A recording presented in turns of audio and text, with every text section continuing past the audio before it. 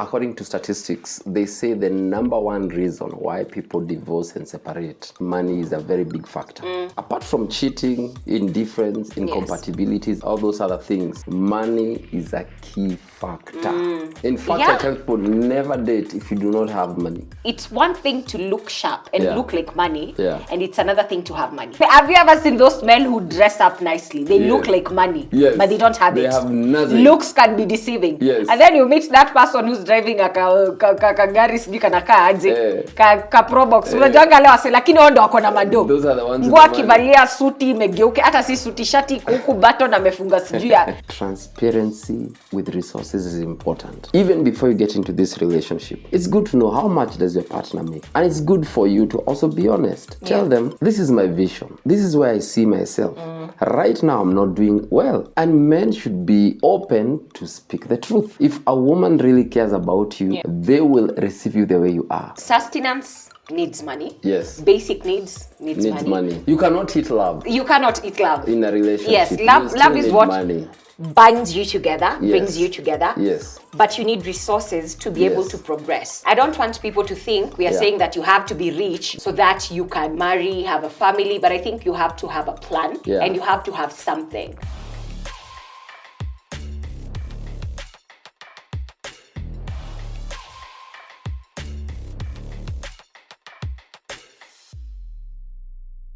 Hello there and welcome to another episode of the Kingdom Love Show.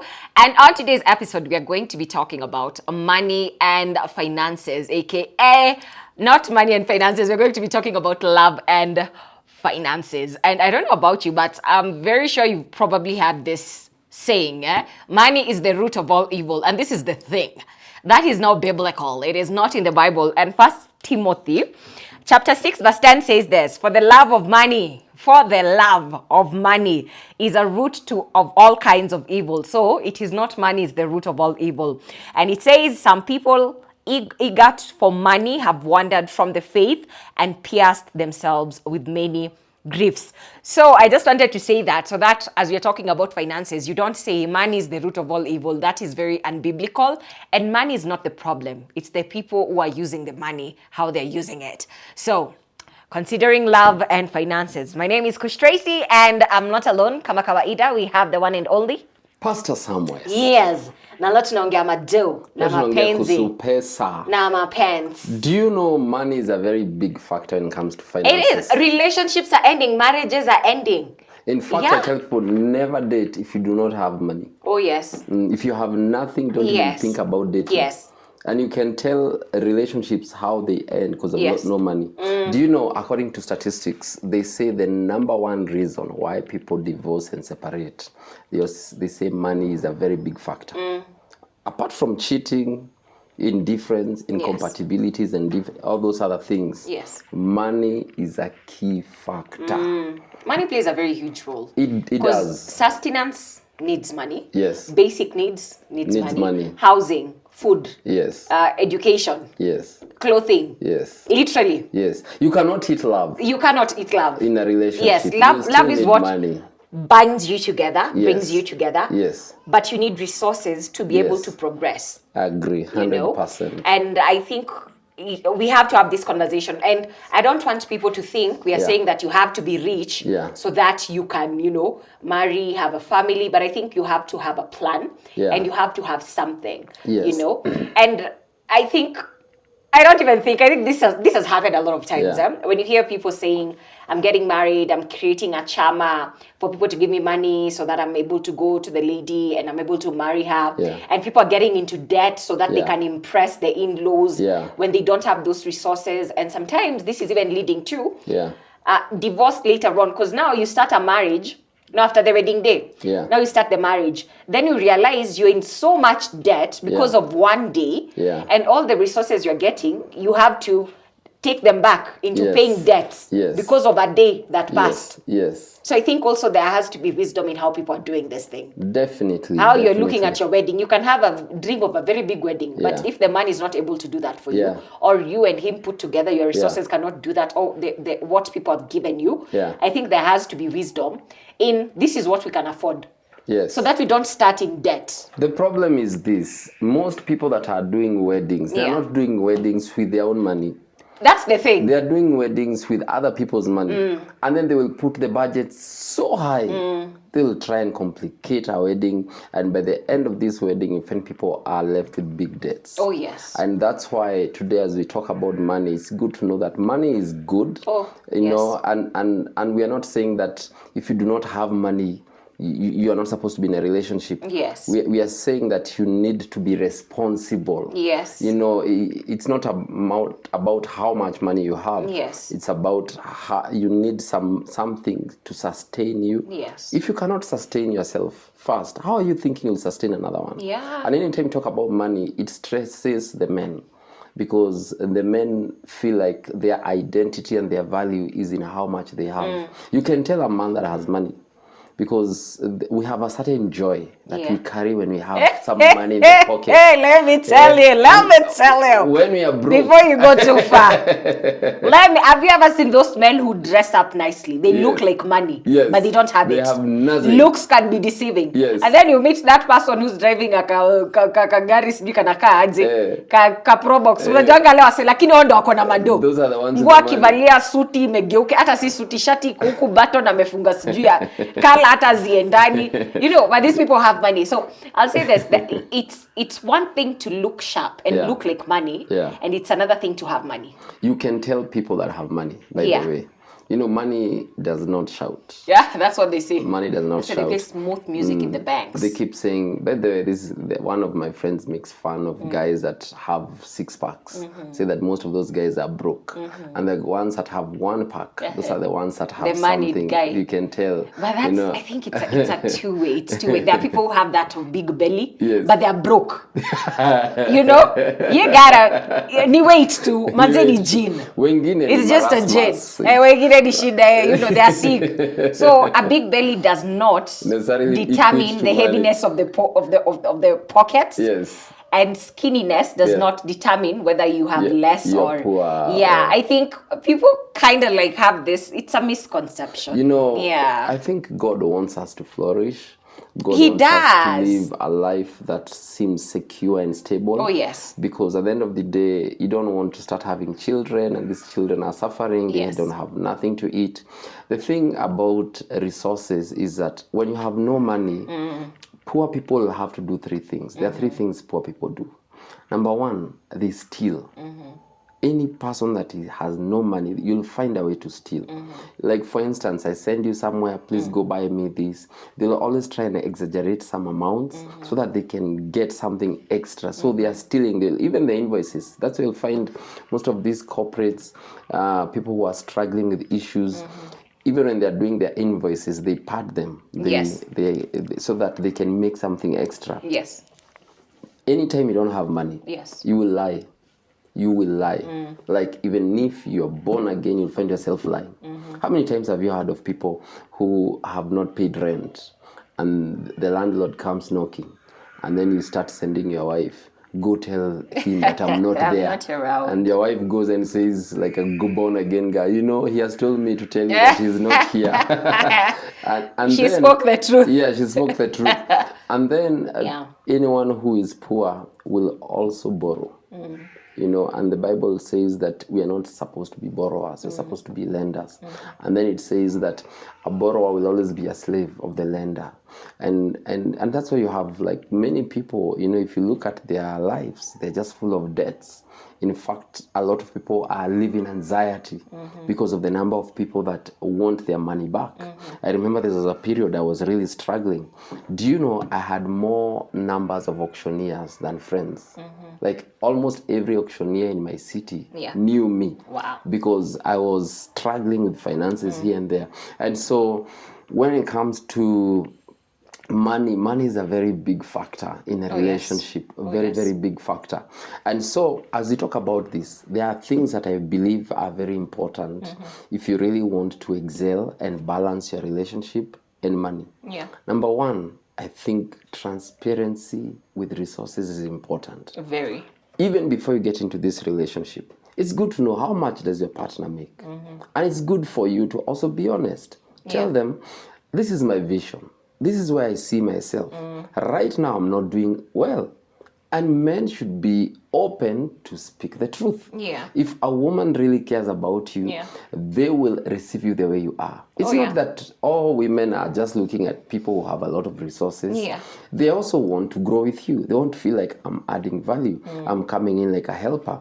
But show me, how much are you making right now? Then give me a picture of where you want to be in the next 2, 3, 4 years. Then I can help you get there. Transparency in resources. Oh, yes. But there are other people that they hide. They hide their money. They know very well that they have some business they are doing, but they'll never tell you where the money is coming from, because they are scared if I allow my partner in my resources, they might interfere. Yes. How many times have you heard of these men from Muranga? They'll go and buy a piece of land and they'll never tell their wives. One day something happens and you realize, oh, my partner has a business somewhere, because there's no transparency. I believe transparency is one of the most important things. If you are investing, talk to your partner. Let them know what you are doing. They are supposed to come and guide you. In fact, there are things your partner can tell you about an investment. You'll end up realizing, by the way, they're giving you solid advice.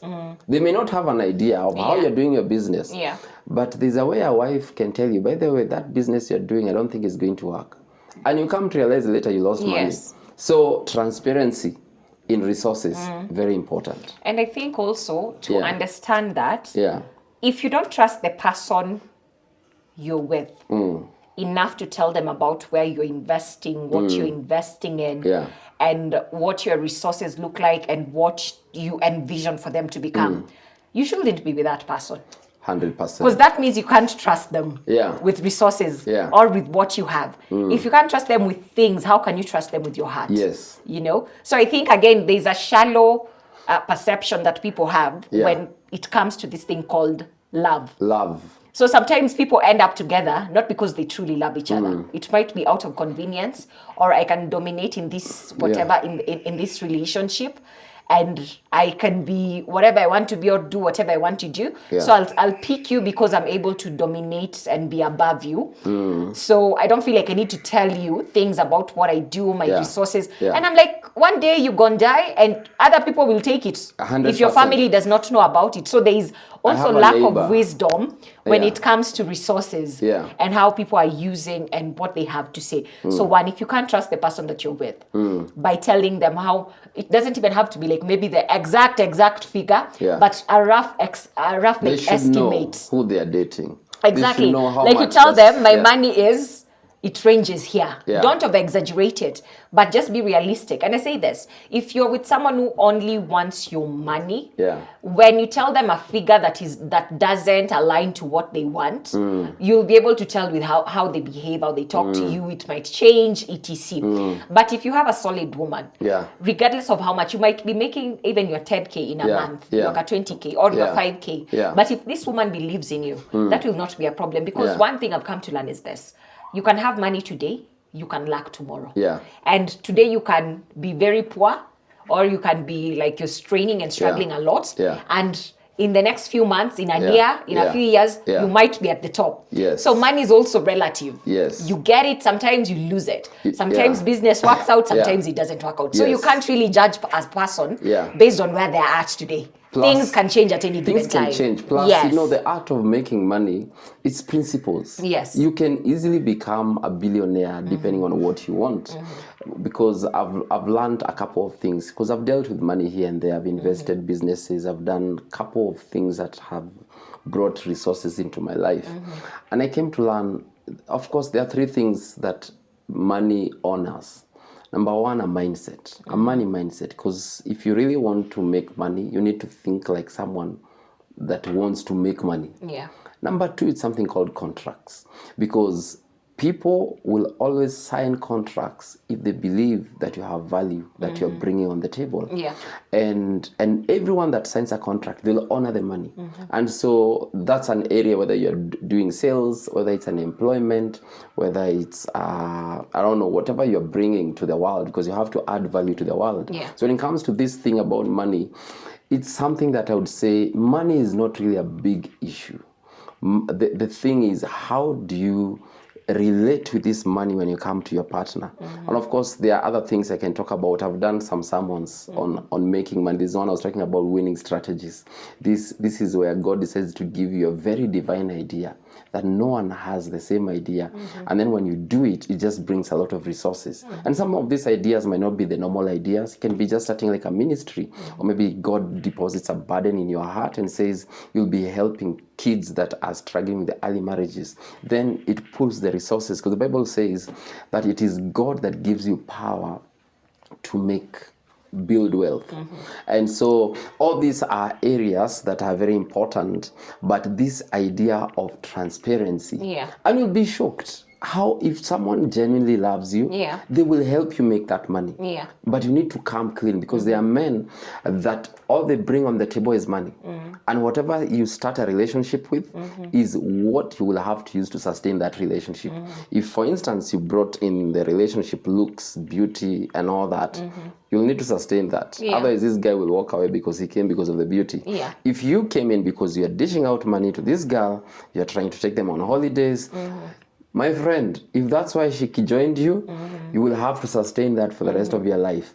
So the transparency of even being honest from the word go. This is where I am. I'm not a billionaire yet, but this is where I am. But I have a vision, because Pia, women love men that know where they're going. Direction is very important. Yes. And you see the fact that in the Bible, Ananias and Sapphira, they were very dishonest with resources, and that's why they actually died. And that has lost a lot of distrust with a lot of people. So transparency, very important. I think it's also a matter of who you are and where you see yourself. Because I say this, sometimes if you tell the person that you're with, this is how much I make, this is what I have, they can help you come up with even a business plan. Sure. And maybe they can tell you, I think I have a gift in this area. I'm able to sustain this, so I can run this on the side to help also as you're investing your money. I can do that. But if you don't trust that person enough to tell them, this is the amount that you have, I think you're just with the wrong person. You shouldn't be with that person, because without trust, then there's nothing. There's no solid foundation that you're having.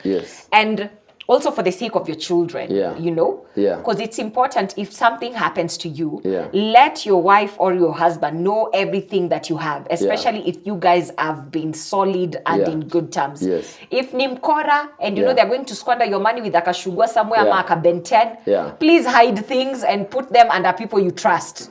Not just lawyers. I like that. Even your family, and even tell your kids, show them the documents. Let there be someone who you can trust. And let them know. But if they squander, please keep it a secret. Invest, but invest to secure your family, your kids, and don't let this other person become the thing that drains you financially because they lack responsibility. What you've said is very, very important. I always advise, like, if for instance you realize you're in a relationship with someone and they're already doing some cheeky business out there, they're cheating, they have other women in the picture, secure yourself mentally, secure yourself emotionally, and secure yourself financially. Because I think every woman should have a way that they can also receive money. And I know even when it comes to like stay-home moms, they should have a discussion with their husband.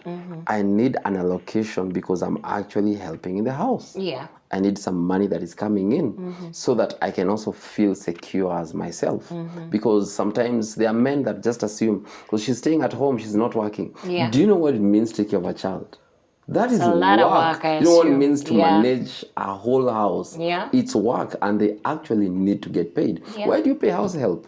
Because it's work. They're doing work. If you have a stay-home mom, negotiate. That's why you need negotiation skills. Negotiate and say, because I'm staying home, I'm taking care of the kids. This is the allocation I expect as the man of the house. Because the Bible says that you become worse than an unbeliever if you cannot sustain and provide for your own household. In fact, the Bible says it's very categorical on the man. They should provide for their own household. But now, I wanted us to discuss about something called money personalities. Money personalities is where each and every one of us, we have picked some belief systems on money, and some of it has been conditioned since you are young. There are people that are generally quick spenders. There are people that are actually savers. It depends on the personality that you've grown in. And if you've noticed, people that come from very poor backgrounds, hey, when they grow up and they succeed and they have good resources, they tend to elevate their living standards. They want to do those, they want to do those trips that they never went when they were young. They want to eat their high-end food because while they were younger, they couldn't afford pizza. So they decide, you know what, this is what I want to eat. And it's good to understand what are the money personalities that everyone is bringing in. And most of them have been conditioned by also what they have seen their parents. Like, for instance, my dad used to be one that used to spend. He was more of a spender, and my mom is more of a saver. And so when I looked at my dad, I was like, I want to be like him. I want to be one that spends more. I actually enjoy spending than saving. Oh, you do? I enjoy spending than saving. What do you spend I'm more on? of a spender. Like, not really bad things. Like, I like investing. I can actually over-invest in businesses. Like I'm not the type that fears risks. I can easily take a big chunk of money, spend it on a certain business, or decide to buy a certain asset. Like, I'm that kind of that's my personality. That's good spending. It's not like wasteful spending, because people tend to think that when you become a spendthrift, they assume you are just spending on nonsense, on the wrong things. That's what I was thinking, because you could be a spender, but you just spend on like designer things. Yes. Just some things mundane which don't things. make mundane things, But there's I like to spend, but I like to also spend on a budget and also to spend wisely. Me, I like nice things. I've said that before. I like nice things. So you're also a spender. I'm a spender, but again, I'm very. You need a saver then. I'm very. Compliments. I'm very economical as well. I'm like, if I see something which is being sold at a very high price, and I compare it with something else that is the same quality, same value, same efficiency. And I'm like, kumbe hii ni jina tu. I'd rather go for something that is not branded. That's why I don't wear a lot of branded clothes.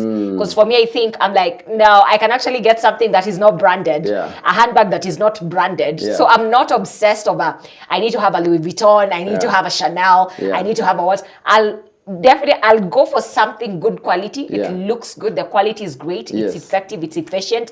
I love it. And it's not branded. I don't buy logos. Because this is the thing. You have to also understand the psychology behind it. Because sometimes you buy things because you lack identity. So you want to identify or have a status based on what you're wearing. You're wearing someone's name. And it's giving you a status, meaning yours is not enough to carry you. So I want to wear Versace. I'm like, they have good things, great things. And I'd probably wear designer clothes, etc. But I'm not obsessed with it as a brand that I need to have the latest and have, I'd be like, Ati, how much is that? Well, if I go to that shop, where there are no logos, I'll get the same thing, the quality, the design. Maybe it might be different, but it will be a good taste, good quality at a cheaper. I'll go there. I'm a spender, but I on a budget. There's money I can't waste. Just a handbag. How many days am I carrying it? I think I'm just like that. I don't see value of buying logos. If people know what I mean. It's not the brand. It's the logo. That status, you're buying status because you don't have an identity. But at some point I was like that. But when I met Christ, I think things changed. I'm like, things have changed. I don't buy identity and status. I see. You see, that's the thing. When you learn, you become more like God. There are things that you don't value. Because the desires of your heart, they come up from who is your father. But then the name desire, it comes from father of. In French, de, it means of. So sire means who has sired you. So the desires of your heart, they come from who is your father. If your father at that point is money, if your father at that point is pleasure, if your father at that point is fame, that's where you spend more money. So understanding that money personalities is very, very important. But the other thing is this. I think for couples to actually live a life that is easy financially on each other, because there's a couple I've been counseling, and the wife has really put in a lot of expenses to a point the husband feels, I cannot sustain my wife anymore. And sometimes it involves even the schools that they decide to choose. Like, you know very well, you cannot afford a certain level of school, but the wife insists this is where she has to go. So understanding that you need to live within your means. That is so important. Yes. You don't need a very expensive house if you cannot afford it. Yeah. You don't need an expensive school for your children if it's not affordable. Yeah, even cars. Stop buying. You don't have to drive a particular brand of a car. Get a good car. Because I saw another time online. And this man got a car for the wife. And the wife was like, this is not the brand that I wanted. Yes, I saw that. You saw it. And it was a good SUV. It was really nice. And I was like, the ungratefulness in this woman. And you can see how the man really was happy. And he said, it's like it looks the same. It's just a different brand with a few differences. The man was so heartbroken again and shocked because he was like, this is what I could afford. I understand what you wanted, but it's not within my budget. And I think also people, even women, need to get to a place where they are content with what their men can offer, and they're okay in that season until the man is able to offer more. But contentment is also big. Be content. If you cannot afford a particular lifestyle, stop pressing and pressuring the man to do things that you know very well he might have to get into debt in order to just impress you because you're trying to impress other people. So I think it's very important for people to be content with where they're at as they are growing. You see, if you live beyond your means, what you're doing, you are just calling debts. You'll become a borrower. You'll become a slave of resources. Like, the money will start controlling you.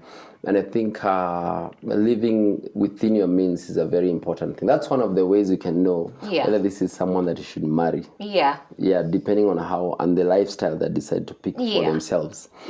Now, the other thing is this. I think when you're dealing with the finances, I think it's also very good to build a saving culture and have what is called an emergency fund. Because you need some money for the rainy days. Is that what they say? It's the rainy days. The rainy days. There are times, and I've seen it before. That's why people start like WhatsApp groups, help us. One of our parents is sick, we don't have money. And sometimes someone needs to travel and they're borrowing. But then I don't like WhatsApp groups. I don't like borrowing money. Even if you are to do a dowry or even a wedding, save so that you don't have to become a burden on people. Because I've seen people that have really made their own personal issues to be a burden of everyone. Now, but having some funds, because of, in the Bible, it's a biblical concept. Look at Joseph. While Joseph was a king, the Bible says that he instructed that there may be 7 years of saving. So that when the drought comes, they will not be left stranded. It's just seeing tomorrow. It's just structure. It's just planning. Just being strategic with yourself. And there are so many ways that people can save. We should bring a money financial expert and come and give people ideas on how they can actually become good savers. But the other thing, I think it's also good to have a generous mindset. Like being a family that loves giving. Do you know families that give more have more resources? Like, I'm not saying that you give because you have resources. Even when you don't have resources and you have a culture of giving, you will always become very generous. Bible says that the world of the generous keep growing bigger and wider. Well, I'll say also being in a space where you are careful with the person that you're with, that they don't have secret addictions like gambling. There are people who are addicted to gambling and they do it secretly, so you never know where the money goes.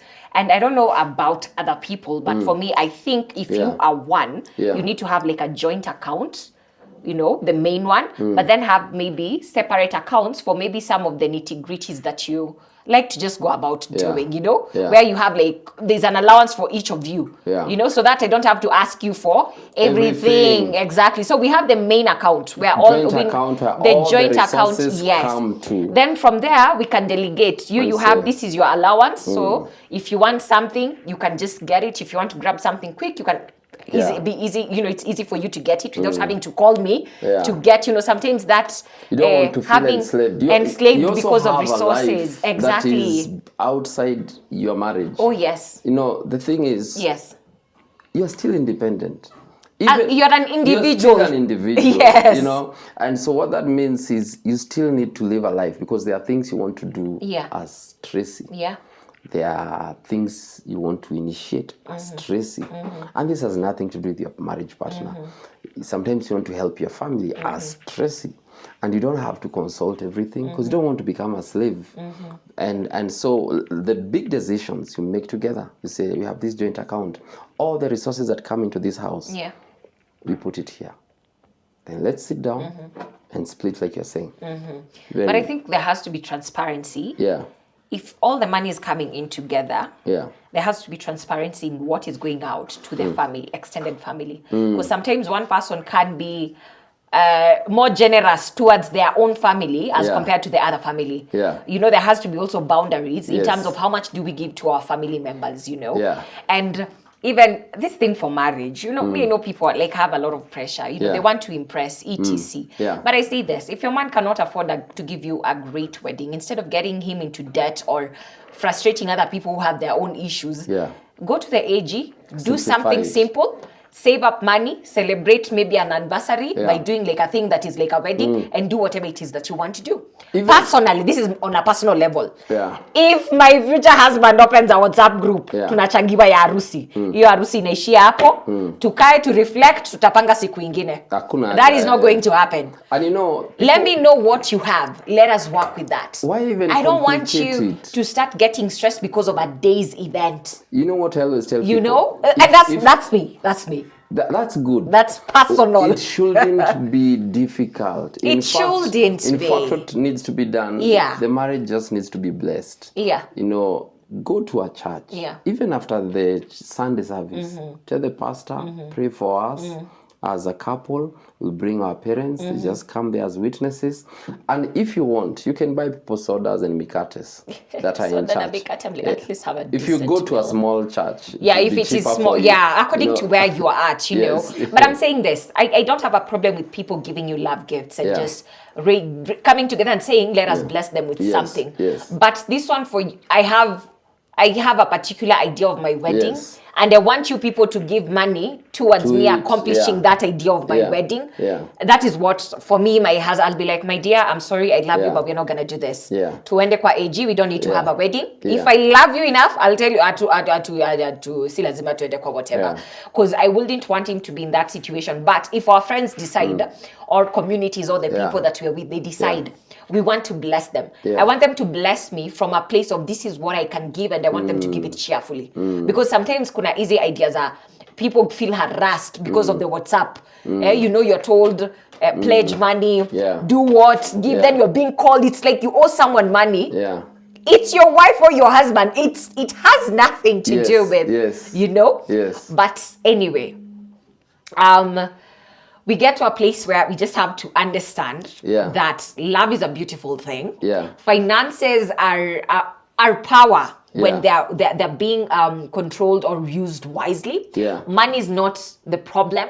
Money is neutral, but the use of money and the mindset you have towards money is what matters the most. And it's good to also marry someone who's generous and kind. Especially towards you as a partner. Because if you marry a stingy man or a stingy woman, it's gonna get hard. Ching ching is gonna do a lot of things. But anyway, we are going to end today's show here. I know we've talked about a lot of things, money, the money mindset, money culture, money personalities, and other aspects of money spiritually as well, and just learning about money. And it's very important for you to do your research as well and get help where you need. and, you know, just get financial experts, etc. People can help you guys navigate that area of money, but have wisdom and also consult the Lord when it comes to the money that you guys have, the resources that you have. So we'll end the show here, right? Or do we have anything else to top up? I think we are good? Okay. Yes. Awesome. So we'll be seeing you next week, same time, same place, here on the Kingdom Love Show. God bless you.